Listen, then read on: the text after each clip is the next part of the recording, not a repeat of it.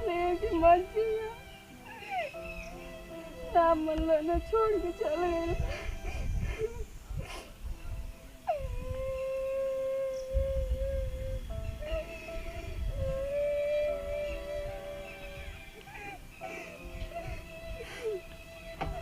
चली माजी ना जाए तो इनका भी पता ना मजा है।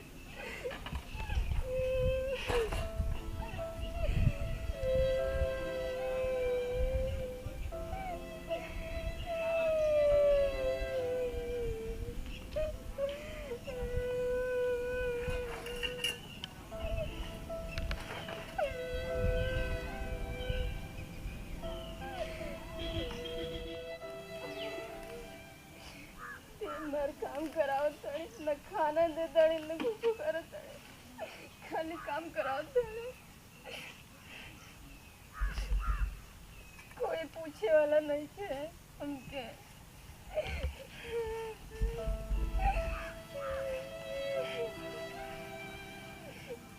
आज हमरो माई बाबू रहता ना तो हमार देखभाल करता।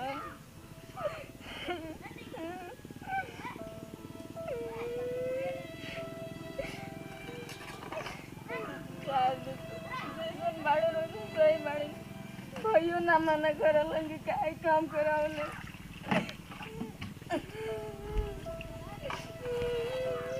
जमुना गंगा बहाव तड़ी जब बैठ के हां कहा जमुना गंगा बहाव तड़ी ये 3 गो बर्तन अभी तक धोआ नहीं पौला तो से हां का चाहत हो हां नौटंकी कहीं के खाली दिन चढ़ा देता है टी शर्ट चढ़ा दे बहुत चढ़ा घूमत रहलू। अब तनी घूम के देखावा न तो हर पूरा गर्मी उतार दे न तो कई जा ढाई कैसे बरवा और सब नचवा दे हम तहार हम। चल गाड़ी हो ई 3 गो बर्तन अभी तक धोई नहीं हां भेभा मत खावा नहीं तो चाह पे तो मर जाइबू जल्लू ना मन बते हां जल्दी धो के लेके आओ खाना बनाओ बा हमके तोरे खन घूमे के बेनिया एक नहीं थे आ बहुत काम बटा गुदरा चदरा सब घाम में डाले के बटा धो पीछे करे के बा बेनिया थई जल्दी से धो के लेके आओ हम अब आवत हन फिर। अबे तो भैया से कहला अबे तो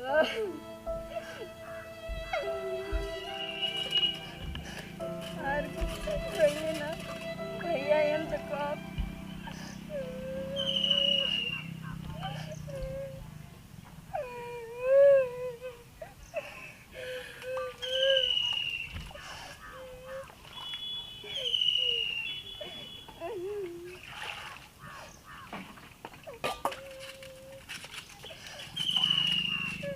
भाभी का हो ठीक नहीं के लगत रही जी को जी चल गई तो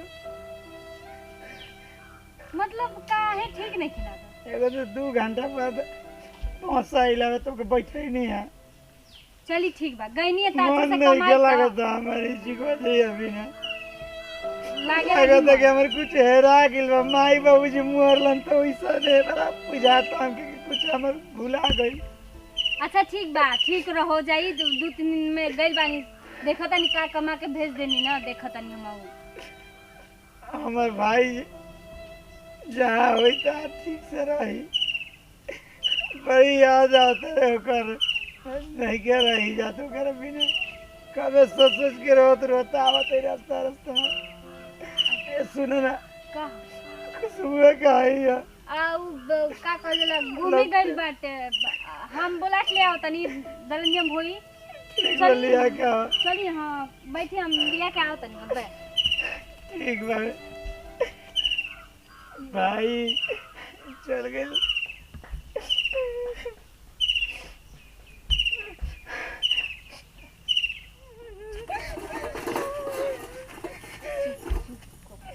का भले हां मजाक ले हम भी अरे हेगा कैसे रहत बड़ी रे अरे उ नहीं भाभी मांगत रहली ना ना तो वो गइली लिया वे कैसे मारो को रे अरे पाकी पुकी कैसे लगा अरे वो जो पिछला के लिए अरे कहानी के तो मैं को का कर फिज दर्जी सवार करे बंदा ले तेरे मजल रे ना वो भाभी भी जो माजत रहली तो जो बैठा रहली है ते मजल की मजल भाभी माजत रहली अरे हम मजनी है ते मजल है ना हाँ एगो काम खुशबुआ समझ कर दियो तो बताते ने पहिले त काम कइले अगर जहां कह देलस कि भौजी ऐसे कइले से तो तोर बुरा हाल कर दे एकदम बताते ने पहिले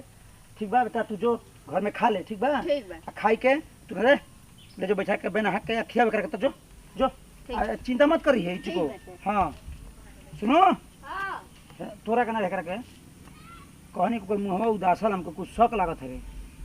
हैं हाँ सबके हमारी डाहा तनी ना कुछ बोले है ना उधर का बोला उधर हां हम नहीं कुछ बोल ले तेन हमारा नजरिया मिला कहने के बात कर तो होनी कहां के बोलत हवे नजरिया मिला के बात का कर बोली ठीक बा जो साला कुछ गड़बड़ चलता का हमारे बुझाते ना कैसे बोलत है मनवा उदासल खुशबुआ के मनवा जीव हमरो छटपटा था अच्छा रुको ए महारानी रोवत का बाड़ू हाइला आ जाके घास काट के ले आ दिन भर बैठ के चापे के बार भैं भैं दिन खराब कर देता लोगन हां ओने उ बाना तुमके निके नहीं खेलागत भाई चली गई जैसे लगता सोना चांदी देत रहला भाई चली गई आ तोहके का देत रहला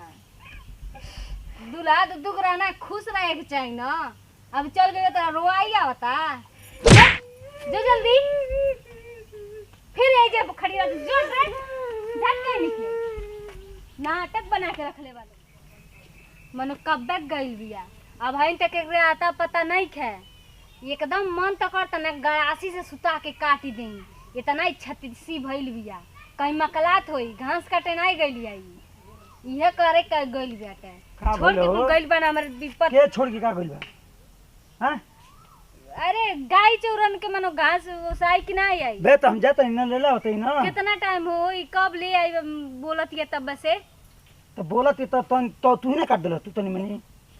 हां मनो अब का जी मनो घास यो घर के काम तो करता बानी अब घसियो होतियो मतलब अच्छा वही चलो लाग चलो चाहिए। ठीक बा हम काट देते हैं खुशबुआ कहां है का जानी कहां गई नहीं है को तनी बे आओ तनी घूम के कहत नहीं कि ओकरा के मस्त छोड़ल के एने ओने सियान हो गेल जेते छोड़ देते एने ओने घूमे फिरे के उगाड़ लइका जाओ का नहीं कहिले ना सियान हो गइल बानी ना तो के ना बुझाई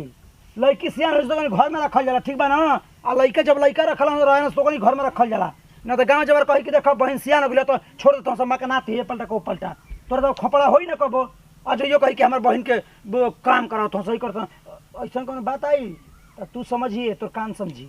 ठीक है ना चली जाई देखी अब गैया की तो कैसे तोर बोलिए लटपटा था हमारा नहीं समझ में आवा। का भइल रे तनी तबीयत हमार खराब लागता हम तो तनी दवाई आराम ले कर दी दवाई ले दी ना दवाई ना चाहिए हम ठीक बानी ढेर कमा कर तो ऐसे हमरे लागत ना कि तबियतिया कुछ गड़बड़ चलता ना हाँ हाँ चलो ठीक है ठीक है कुत्ता बेतवा तो कोनो खास खराब नहीं खेला गो वैसे ही कपार थोड़ा सा दर्द करता कपार तो कता तेल धले करू का हाँ तेल धले ठीक बा ठीक बा चलो बार बार हम डिस्टर्ब होते हैं कि का करत हियो को बोलिए करला पटात हूँ जात हियो मगर मेहरारू हो सब को कोई ठीक काम नहीं कपार तो हमरे टंटना लगल के बात समझ के का कोई ढुका लागे क्या देखी क्या कुछ ई लागत है कुछ ना कुछ अत्याचार घर में कर हल भी हमार मेहरारू रुका एक बार ठुका लागत देखो एक बार कि का करत हियो आ तब बुझाइए का दिमाग में लगावे पड़ी